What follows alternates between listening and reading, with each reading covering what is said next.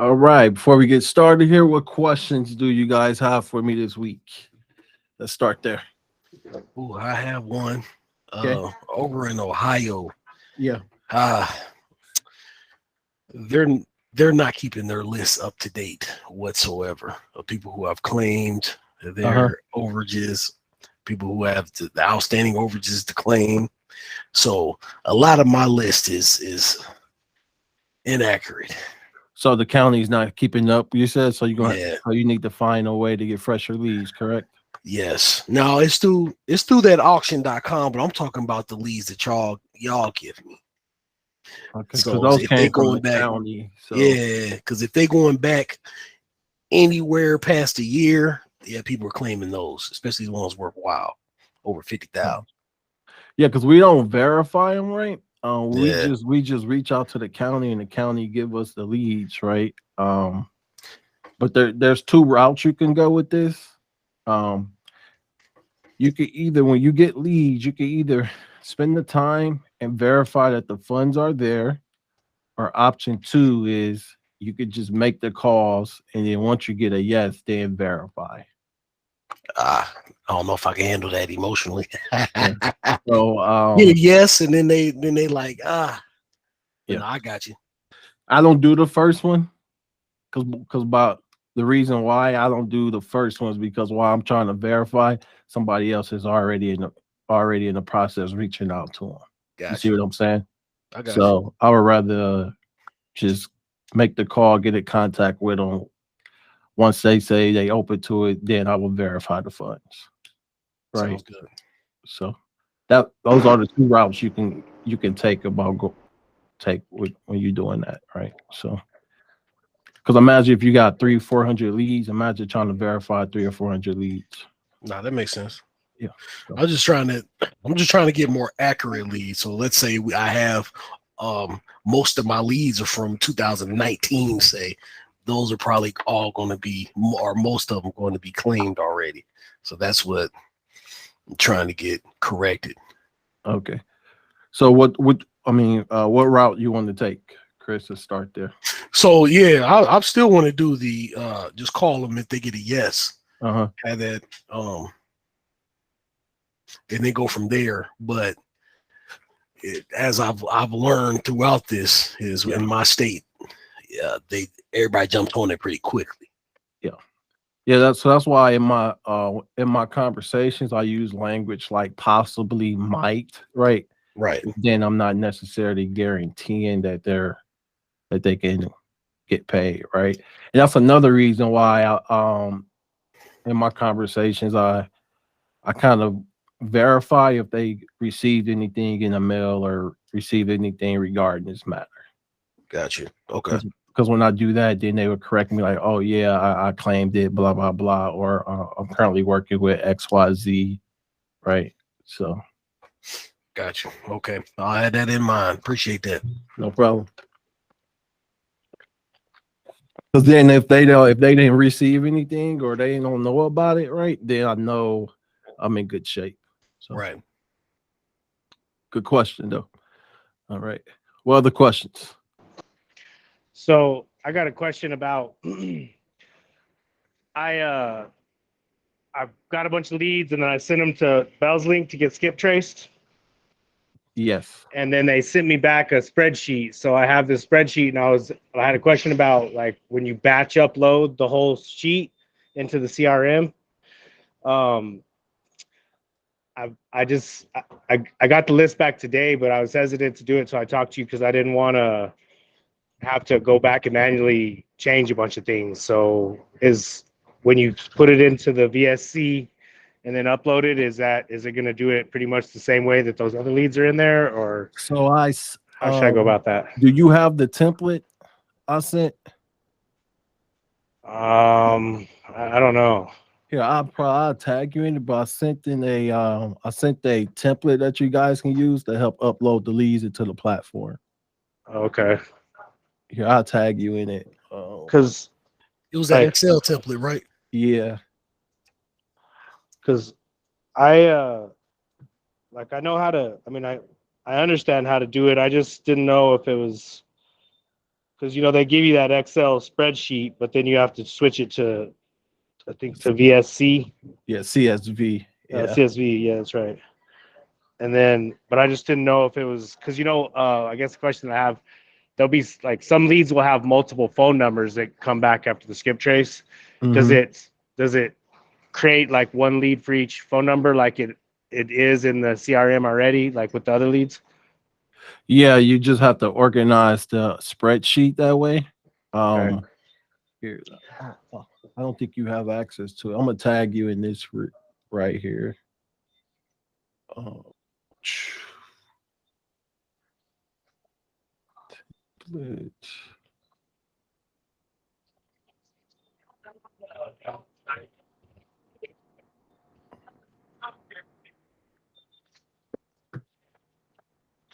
Let me make sure this is it. No, that's not it.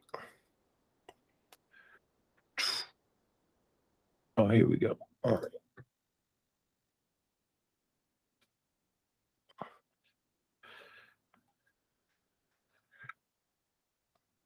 All right, so I just tagged you, and there's a template you can use to help upload the leads into the CRM. So what I typically do is I put all the phone numbers in one column, so that way I just upload it one time, and then all the contacts go in. If you guys want a video on that, just let me know, and I get a video recorded for you. So, Yes, please. all right, so I record a video on organizing my spreadsheet, and then a video me uploading into the CRM as well. So, all right. Okay, yeah, cool. Thanks. Yeah, no problem.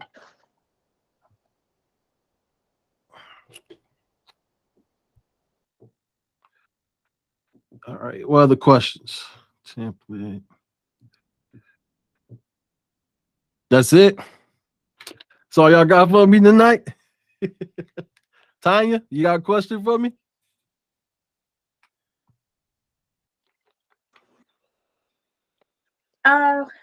I did want to ask a question because I think you put a option for Ian, I believe, and myself to set up the phone, but I wanted to do the 800 number.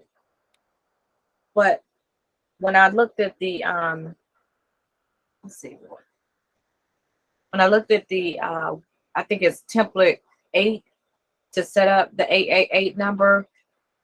It's not, it's the options that are listed in numbers. What is it? Number barn. The options are not. I'm sorry, I'm pulling it up at the same time while I'm talking. The options in the training, the links and the snippets and all of that is not listed on the website. When I was pulling it up to set it up, I wanted it to set up at 800. I think he put numberbarn.com.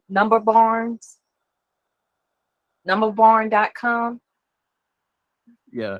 I know you sent another template for us to use, but that was a local number. And I kind of wanted to use an 888 number or 800 number.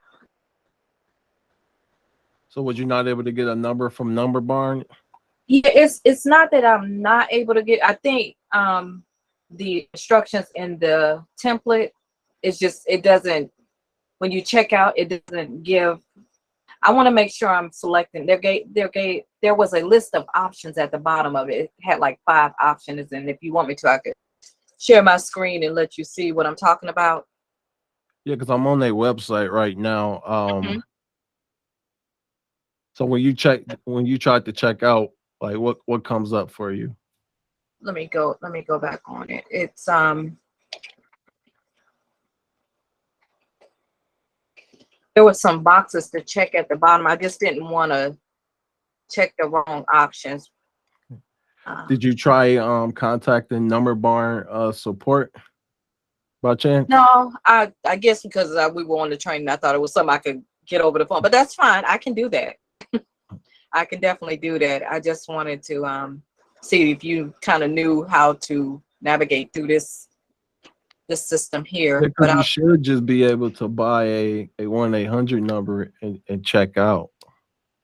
Yeah, you can buy it, but there's options. And I could show you if you, well, I don't know if you say you're in, but when you select it, just say select a number when you hit start license or whatever, and then check out at the bottom. There's 4 box options that you have, but it's saying please agree to the licensing term. And so I don't want to. I want to make sure that this is just only a month fee and not a license. So I guess I can choose that one, but I just want to make sure that I'm not selecting the wrong option. You choose the call forwarding plan, correct? Let me see, make sure I chose that.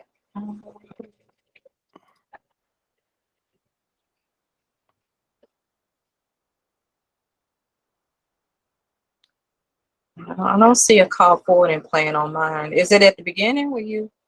So there's 4 options, right? You could, I mean, there's 2 options. You could do the call forwarding where the phone number is $6 per month, or you could do the where they just park a number, right? But you might want the call forwarding number, which would be $6 a month. That's what they have. Oh, here. I see it. That's okay. I see it. Okay. Yeah, because if you do the park, you can't, like, you don't get voicemail with that, so you will have to get the call forwarding one, which would be $6 a month. Okay. Does that make sense? Yes. Okay. Does that answer your question? Yes. So, Okay. but on this one, when I select call forwarding, start transfer or call forwarding, the one in the middle, right? Transfer in. No, that's not it. Sorry. Wait a minute.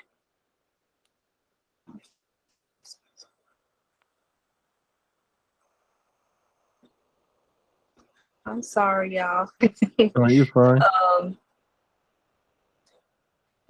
When you first logged in the number barn, you use that, and this is the option that the training, it gave us the first option, which is buy. And when you click on find a number, well, I put 800 in there, and I clicked on find number, a new number. Yep. That's not what popped up for me. So you're on the screen where it says buy, transfer in, and the sell a license, correct? Right. Okay, so you want to go with the buy. Right. I did that. Okay. Put the area code or 808, or whatever number. But then when I select it at the bottom, well, it says start license. And then when you select it and add it to the cart, it has, like I said, 4 options at the bottom of it. It says, please agree to the license terms.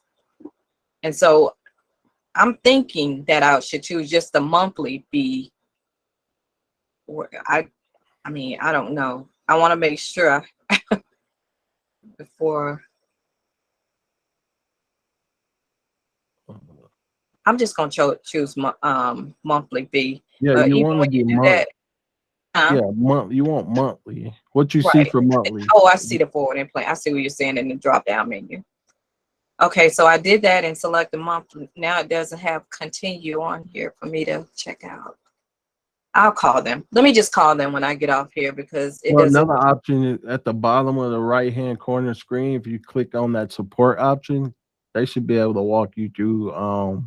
Because it looked like the website may have changed since we recorded that video. Oh, okay, okay, Right. So. okay. I'll do that. I'll just call support. And if you have trouble, just inbox me on Slack. Okay. Okay. All right. Okay. Any other questions before we get started?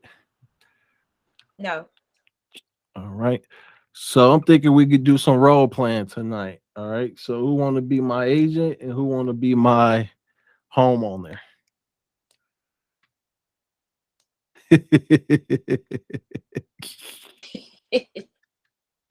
Nobody want to play, huh? I'll play. All right. Chris, you want to go?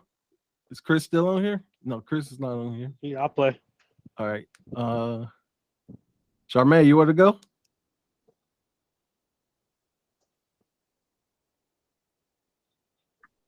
Yeah, I can go. All right. So who want to be the caller? Who want to be the caller?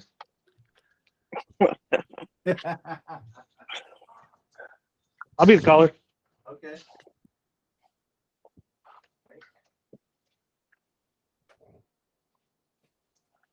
Who's gonna be the rep? You ready for this, Charmaine? I don't have a choice, do I? All right. Okay. Wait. Where's so? Is it a particular script we're reading off of, or Do you don't have a script? I mean, you just like put this on us. I ain't had that I prepared. know I like, did. That was out and about. Wait a second. Like, I now you can go with exactly where to go KG find real it quick. at. I'll go real quick. So I'll be the homeowner and KG, you could be the rep, all right? Okay. I mean, I don't have a script either. I'm just gonna pull it from the hip. Oh, yeah, that's fine with me. All right. Okay. Hello? Hey, how you doing today, sir? Can I speak to Charlie? Who's this? My name is Keaton. I'm with Sandia Surplus Services, and what we do is we do government You with who? audits. You with who? Sandia, my company is Sandia Surplus Services. Yeah, my house not for sale. Oh no, I'm not trying to buy your house. I actually think we may have found some money that you might be entitled to. How much? The amount. Is this Charlie that I'm speaking to? Yeah, this is me. Okay. So let me explain to you a little bit about what my business does. If you have a minute, do you? Yeah, I got a minute, but how much we talking? It could be about $30,000. From where? So my company does government audit, and I may have found a government entity that's holding your money. From where though? Where the money come from? It may have came from a foreclosure, a tax foreclosure. Have you had a home recently foreclosed? Well, I got about 20 houses. Oh, you So got 20? I'm not sure. Okay, well, I may have found a home in Cobb County, Georgia that was foreclosed that you may have been an owner at. Have you ever owned a home in that region? Yeah, I think I own some land. I used to own some land out there. Okay. Was it put up for a tax sale, do you know? I'm not sure. I just know that it was some couple of notices, and like I said, I got 20 other properties, so I just let it go. Okay, so well, my company audited the government down there, and we may have found money that you're entitled to. So if you'd be interested, we'd like to go ahead and submit a claim and get that money for you. I mean, why not just go down there myself and get it? I mean, you Why can need try. you? Why I need you? Well, my company has a team of lawyers, and what we do is we submit all the paperwork for you. We do all the paperwork, and we do everything up front, so you don't have to do anything. And then we take a percentage on the back end. How much? And you, 35%. Just to sign some papers? Just to do the paperwork? Yeah, well, see, because we have our team of lawyers goes and submits paperwork, we make sure that the funds are there, and then we just help you recover the funds. See, because it takes a team of people to figure out where the money is and do all the research and everything. So that's where upfront end comes from. Oh, okay. You know, I had about 10 other people call me. I've been worried. It sounded like it was a scam. You know, I had about 10 people call me today regarding this land. Well, it's not a scam, and the way, I mean, we can show you that it's not a scam is that you don't have to put anything up front. So we do all the work and to get the money, and if we're unable to claim the money, there's no money out of your pocket, and it won't cost you anything to allow us to submit the claim on your behalf. All right, send me over the paperwork, and I'll have one of my attorneys take a look at it. Okay, that sounds good. You want to give me all your information? I'll get that over to you. All right, 123 at Main Street, abc@gmail.com. Okay. So I'll prepare all the paperwork, and then I'll have my assistant. I'll have a mobile notary come out to show you all the paperwork, and so we can get it signed and move forward with the deal. All right, that sounds good. Thank you. All right, awesome. You're welcome. Thank you. Good job. I know it was tough.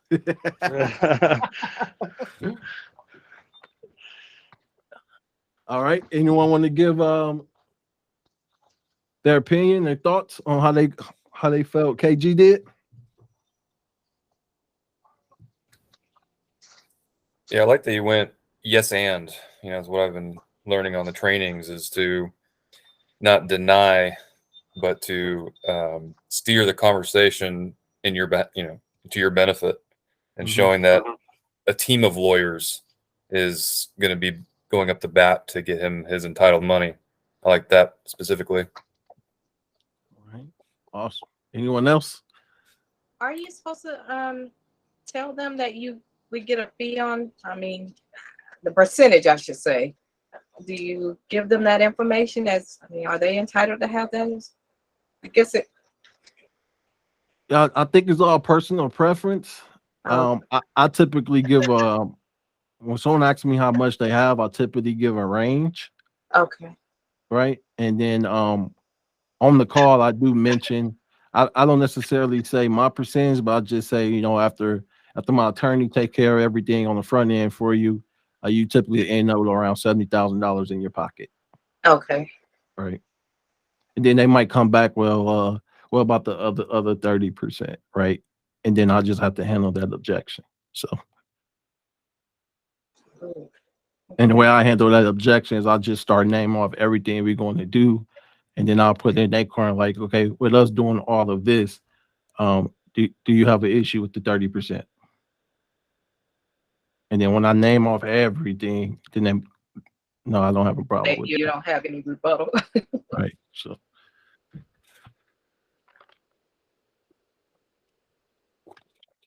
all right, who want to go next? So KG, couple things. I like your straightforwardness, right? I like how you're getting straight to the point. One area I probably encourage you to look at is more clarifying questions. So for an example, when I said a scam, right? What is a scam?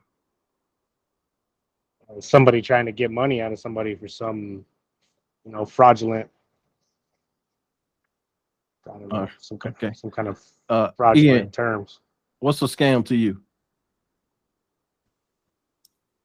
A scam is someone trying to get something out of you under false pretenses, in my mind. Tanya, what's a scam to you? I agree with that. Getting something out with false pretenses. Okay, Mike, what's a scam to you? Yeah, that sums it up pretty perfectly for me. Right. So scam can be different depending on who you're talking to, right? So find out what they feel or what they think is a scam, then that will open it up for you to be able to truly handle that. Just from my experience, right? When they told me it was a scam and I didn't ask clarifying questions, I sent the paperwork over, but I would never end up getting the paperwork back because I didn't truly handle that scam question fully. Does that make sense? Yeah, so you're basically heading it straight on any concerns they might have, and otherwise getting off the call with them, sending the paperwork over, they're still going to have that in the back of their head, is what you're saying? Right, exactly. Yeah, never get a response. Okay. And they're never going to send the paperwork back. So what's your response on that, Charlie, as far as like when someone approaches you about it being a potential scam? Hey, that's a great question. Like, I worked with a lot of people who felt the exact same way. Just so I could get your perspective, what do you feel is a scam? And then they might say, well, someone's trying to get money from me or blah, blah, blah, right? And then I can go on my benefit statement. Hey, the perfect thing about what we do, right? We don't charge anything up front. We don't want any of your money up front, right? We just want your permission to work with you so we can have our team of lawyers open up a case on your behalf so you don't have to worry about it. Right. Awesome.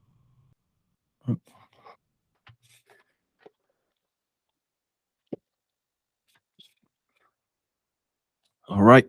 Who's next? Who's next?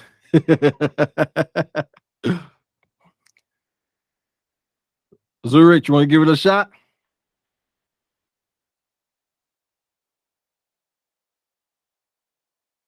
Mike, you want to give it a round? I don't have the script, but I can try. All right. Yeah, I'm really green at this. I've gone over that script once. Okay. Let's see here.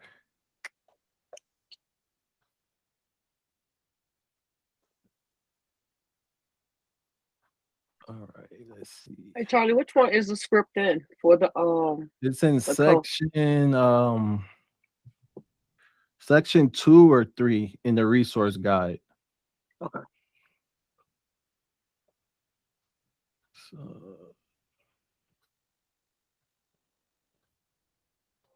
all right. Give me 1 second here.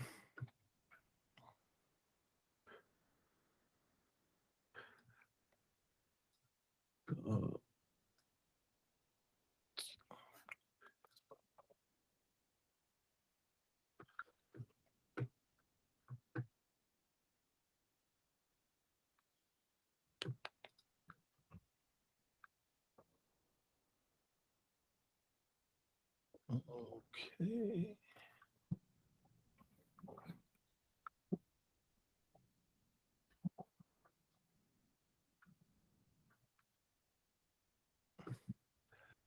I'll give it a swing. Who want to be my who want to be the cold caller?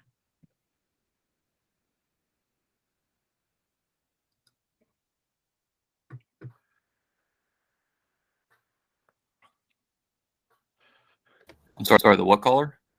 Cold. Who? I mean, yeah. Who want to be the Like the homeowner? Yeah. Yeah, I'll give it a go. Okay. You want to go, Zerk? Go ahead. Who would like to be the rep? We all learning here, so it's okay. Yeah, no, I'll be the rep. All right, awesome. All right. All right, 1, 2, 3, go ahead. Hello? Hi there. This is Ian Whiteley with, I haven't actually came up with a name yet. Oh, XYZ LLC. Is this Zerk that I'm speaking to at the moment? Yes, how can I help you? Hi there. Did you recently have a home foreclosed in XYZ Street in Sacramento? I don't like to talk about it, but yeah. Why? Okay.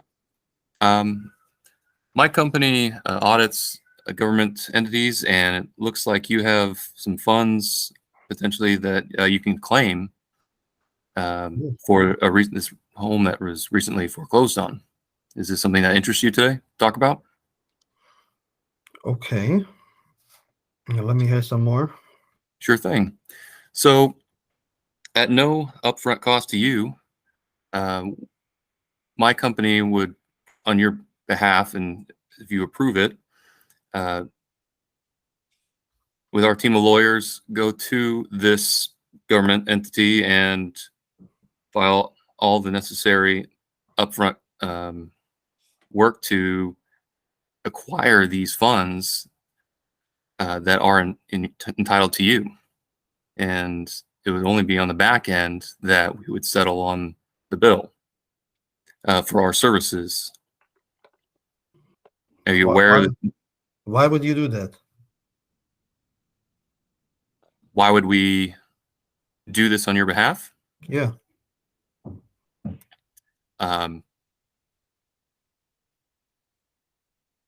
Well, we believe it here that everyone should be entitled to the money that's, unfortunately, there's some unforeseen circumstances that might have happened that the home got foreclosed, but it goes to a 𝐒⍽ account. And if it's unclaimed, the government would just absorb this money that's actually entitled to you. So we, and in our mission statement, is to provide people that are entitled to this money to actually have access to it again. Will you just do that for free? Do not. So no upfront cost to you. We would do all the work ahead of time, and it would be on the back end that we settle the bill. And out of the remains that we can acquire for you, you would get 70% of that. Like a 70%, nothing up front? Nothing up front. Just an agreement between you and I that we would handle all the paperwork and all the work ahead of time for you. And you're. How much money are we talking about? Well, in our records here, it shows there's $100,000 unclaimed. Of which I money. get 70%. You get 70% of that. Oh, that's cool. How do I know it's not a scam or some I don't know what? That myself calling you today is not a scam. Mm-hmm. Well, we have a team of lawyers that you're welcome to speak with, but is there something in particular that concerns you about this call today and makes you think that it's a scam? I don't know. It's just kind of weird. I've never heard about this, and it just why would you call me up all of a sudden to $70,000? I don't know. Yeah, so we audit the government entities. Although I'd love to get a check of $70,000, but I'm kind of skeptical. Sure, I mean, understandable, right? This is and this unclaimed funds. It's part of our resources to know and check these databases. And due to the Freedom Information Act, we can see what's been unclaimed here in this county. And your name came up and wanted to make you aware of what you are entitled to. And we'd go to bat for you and do all the necessary paperwork and get you the funds that you're entitled to. And listen, listen. If there's a check for me, just go and bring it. Do what you got to do. That's what I would say. Very good. Then I can have a mobile notary come over with some of the paperwork, and that way we can send and on your behalf start these claims, writing out all the forms to claim this money that you're entitled to. Okay, let's do it. Great. I just want to verify information we have from this database. Then I'll just, cut scene, but wanted to just verify, your name, spelling, your number, your email address to send this to you. And then I'd say thank you for your time and end the call. Yep. Okay, good job, Ian.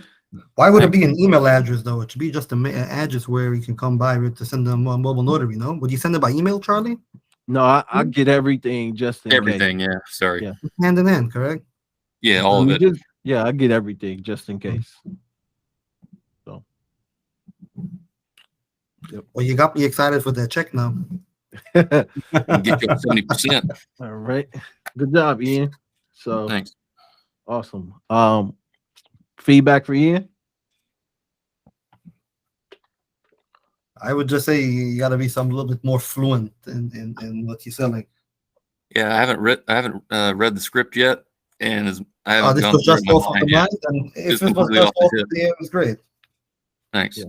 Yeah. But yeah, if there's anything I guess I know I was stuttering, but I got to learn like the terminology and make sure that I'm not giving anything away. Yeah. That's what I kept thinking in my mind the whole time is don't give away our secrets of how we're getting this done. Do you have any recommendations on how to sidestep that kind of stuff? A couple of tips here. Whenever someone skeptical, right, on the information, I try to make the government the enemy. Right. And then I also try to educate them on why they don't know about the information. So one thing we do know is that when a house got sold at the auction and there was an overage amount, the government did try to mail them information regarding it, right? So then we let them know, hey, the government did mail you some information, but for some reason it got sent back and they only tried one time. So as I was doing my government search, your information came across my table, and I thought, why not give this guy a call and see if I could potentially help him get these funds that was rightfully his, right? Mm-hmm. So I'm kind of putting myself on their side of the fence against the government.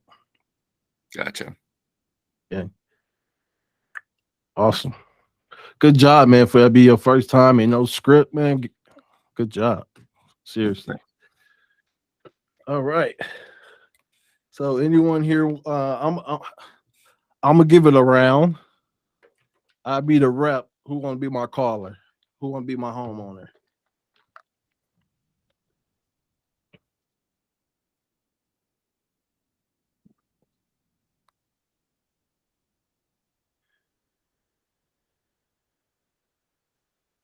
I'll try the homeowner side. All right, awesome. All right. Hi, is this Ian? This is Ian. Hey, Ian. My name is Charlie with Claim Overs Refund. Is it possible you can help me out for a moment? Best I can. What can I help you with? Yeah, I'm not sure if you're the right person, but did you by chance used to live at 123 Main Street? Used to, yeah. I recently had to go through foreclosure on that. I'm sorry to hear that. Did you know that according to public records, you may have funds owed to you from the sale of that property at an auction? No, not aware of this. Okay, if you have a minute, I can actually explain why I have this information. Sure. I mean, I thought the bank took their cut and that's it. Yeah, so what happens is your house actually end up selling for more than what you actually owed the bank. And that's why you may have additional funds left over from that sale. And not many people know this, right? But when your property is sold at a foreclosure auction and it sells for more than what you owe, the former homeowner is actually entitled to those additional funds. And that's what happened with your case. Does that make sense? Yeah, I mean, I paid 15 years in a 30-year loan. Is that kind of why? No, so let's say, for an example, based on my research here, I don't have all the data, but looks like you owed about $100K on the mortgage. And when the house went to auction and sold, it looked like it sold over that amount. So anything over that plus to go back to you. Is that because of foreign investors or something it's sold, or are you able to see Yeah. that kind of stuff? Well, you know, at these auctions, it's kind of like a big party, right? Whoever had the most money, right, typically end up with the property. And it's just like this big bidding war. So because of the bidding war, it ended up creating an overage of what you actually owed to the mortgage, which is why you may be entitled to those additional funds. Okay.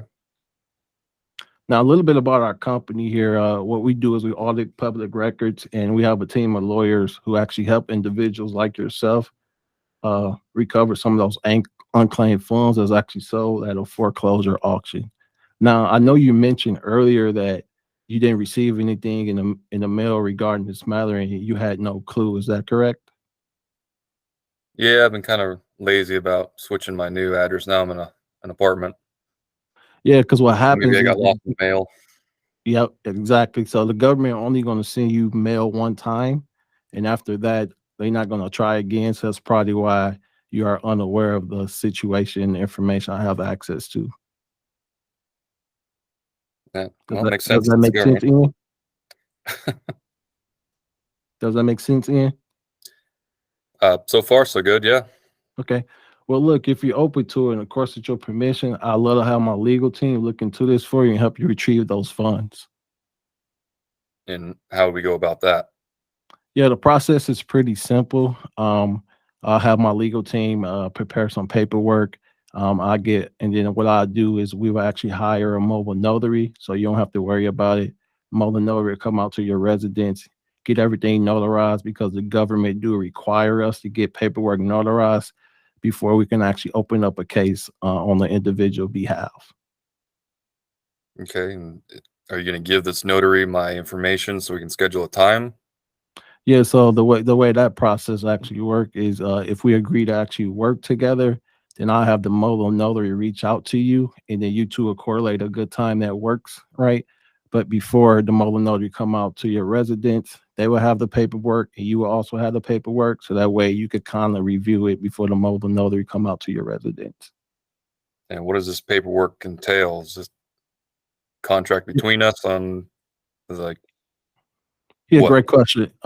Like I mentioned, the government require us to have paperwork, right? Or else they would not allow us to open up the case on your behalf, right? So the paperwork is just you giving us permission to open up a case on your behalf, to go to court on your behalf, to go against the government on your behalf, so you don't have to worry about doing it. So you mentioned attorneys. Is like a power of attorney type of contract? Yeah. So one thing is there's a fee agreement in there, right? That just pretty much lay out everything we're going to do for you and lay out how much you can expect back, right? And then the power of attorney is in place in there, so that way, once we get everything set up, sent to the courts, everything gets sent back to our attorney, and then our attorney is the one that would distribute the funds. Mm. All right. And you mentioned fees. So what are we talking about here? Yeah. So with our attorneys, right? So they're gonna take care of all the paperwork for you. They're gonna be the ones showing up to the court hearings, so that way you don't have to worry about it. You continue living your life until one day you get a call from me, let you know that you have a check. So you typically end up with around 70% of your pocket. Okay. And then so you would get the other 30% of this money. And what is that something that I write a check to you, or is it just automatically distributed individual checks? Like 100% goes to me, and then I cut a 30% check to you afterwards? So what happens is the attorney will get the funds, right? And then based on our paperwork, he would cut you a check for 70%, which in this case would be around $70,000. And then he'll cut us a check for the 30%. Okay. Well, I mean, that all sounds good to me. Is do I owe you anything up front? Yeah, great question. The beautiful thing about working with us, right? We willing to take care of everything on the front end, right? So that way you don't have to come out of pocket or anything like that. And just to paint a picture for you, right? Let's say we go through this entire process, we get to the end and we unable to claim those funds. That's our loss, not yours. So if we are unsuccessful, you don't have to pay us anything. So we're gonna do everything in our power to be successful, right? Because then it's a win-win situation. Does that make sense? Yeah. So are you registered with the BBB, Better Business Bureau? Yeah, I'm registered with the Better Business Bureau. I can also, if you go to my website here, you'll be able to see my attorney and their information on our website. And I also have some testimonies I can send you. I just got done working with a guy. He lost his home similar to you. He was homeless. We helped him get back $30,000. He was able to start his life back over. Well, I can't think of why not. So yeah, send over that paperwork. And what else do you need from me? Yep, I just need your email address and the mailing address, and then we can get things moving forward for you. Okay. Well, it's funguy69@gmail.com. All right, sounds good. Pleasure talking to you, and we'll be in touch. Thanks.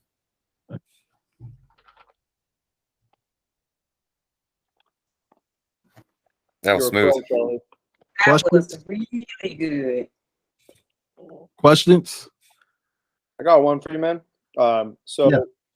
If in that conversation towards the latter half, if he, hears the 30% and he kind of is pondering why it's so high, what is your response to that?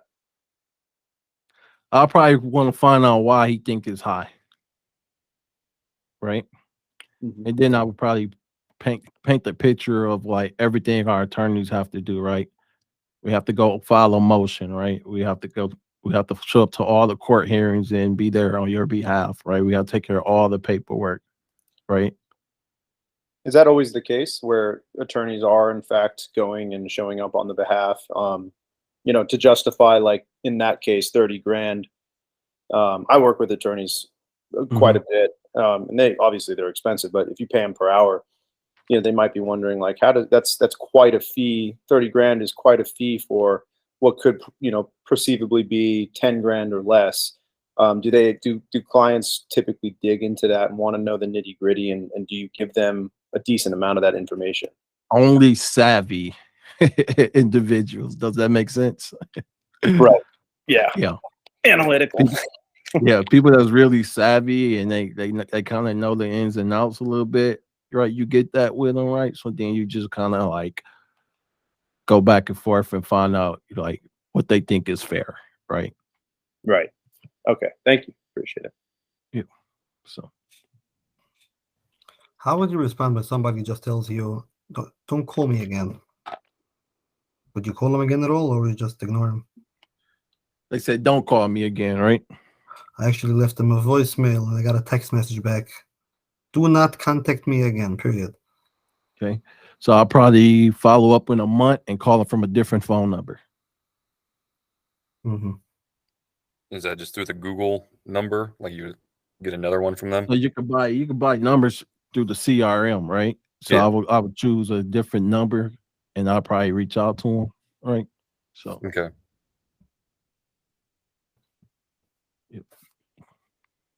but here's my tip. Like this is what I tell my my VA is I tell her don't get emotional attached to these leads, okay? Because you get heartbroken real quick, right? Because I had a deal, I just had a deal for $73,000 that fell through, right? But because my mindset was like don't get attached, like it didn't bother me. Oh, like the potential for a loss of money or Right. profit? Okay. Yeah.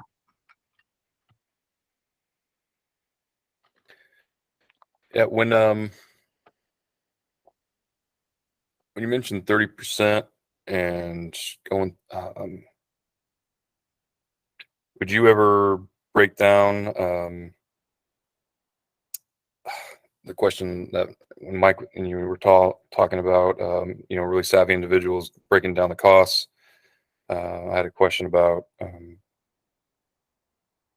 you know, would you ever tell them like, well, we don't do this, you know, this is not a nonprofit type of business, you know, we do it for profit. So here's my direct line, right? Well, they give me pushback on the percentage, right?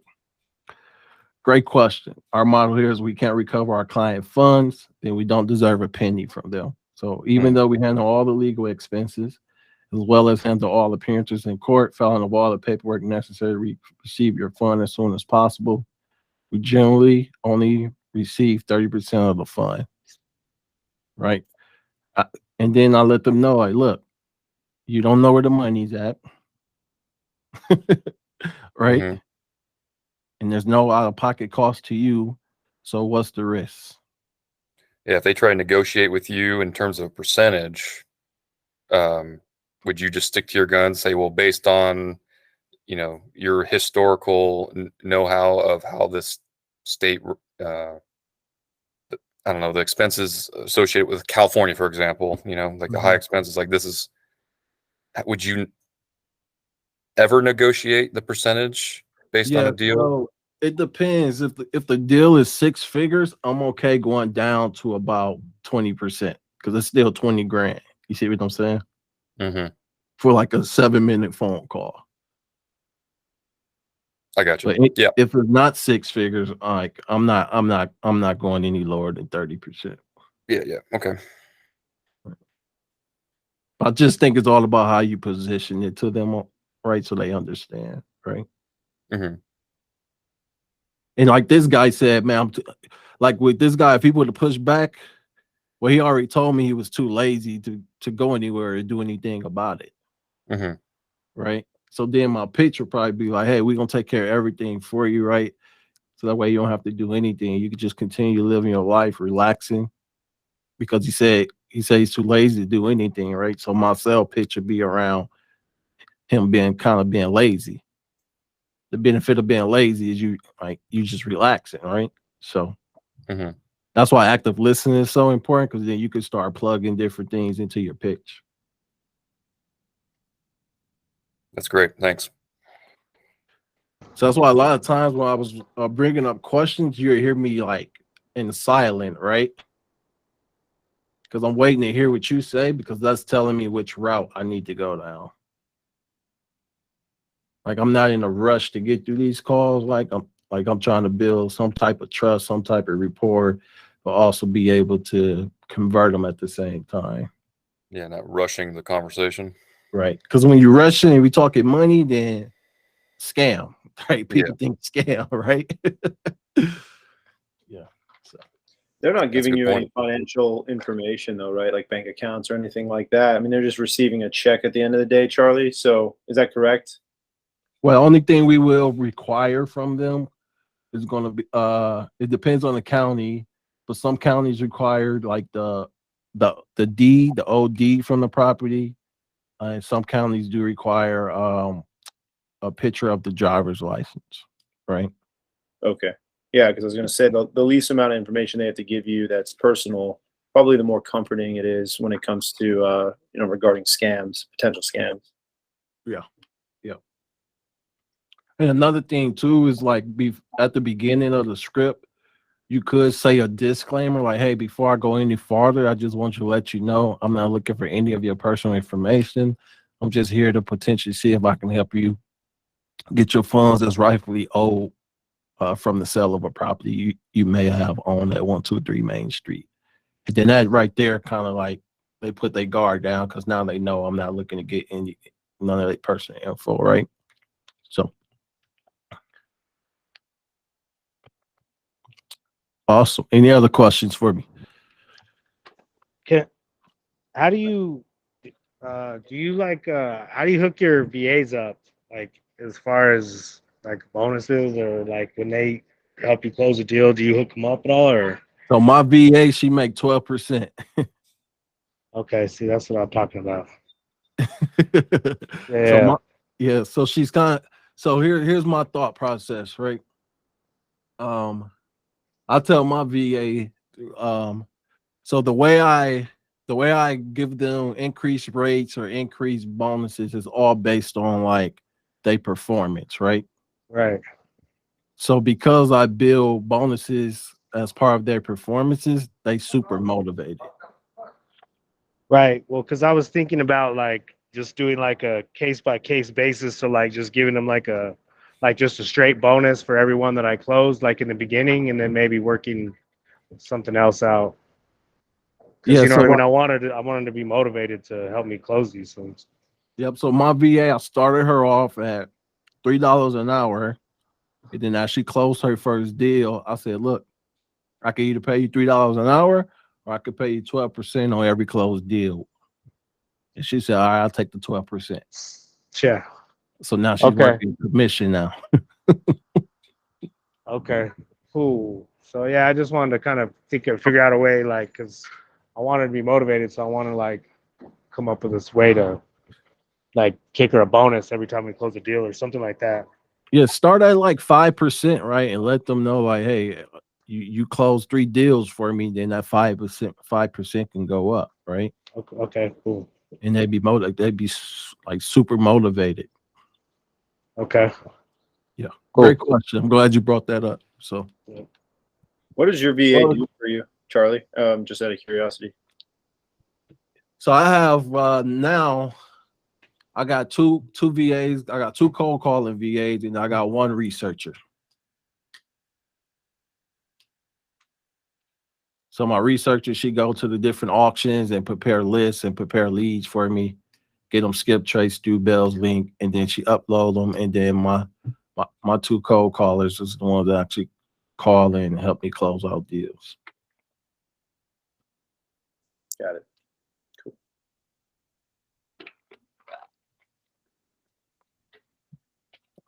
What other questions can I help you guys with regards to talking to these people? Was this helpful? Yeah. Very helpful. Thank you. Very Yeah, helpful. I think I want to start doing these role Yes. plays with you guys every week because I think it will help, right? Because as you guys are learning and getting more comfortable with the script and everything like that, then it'd be a lot easier for you to transfer that thought process to your VA too. So I like it. awesome. Well, I don't have anything else for you guys. But if you need me, just shoot me a message on Slack, okay? Will do. Thank you. Thank you, All right, Charlie. thank Appreciate it. Thanks, Charlie. All right, Yeah, thank my you. pleasure.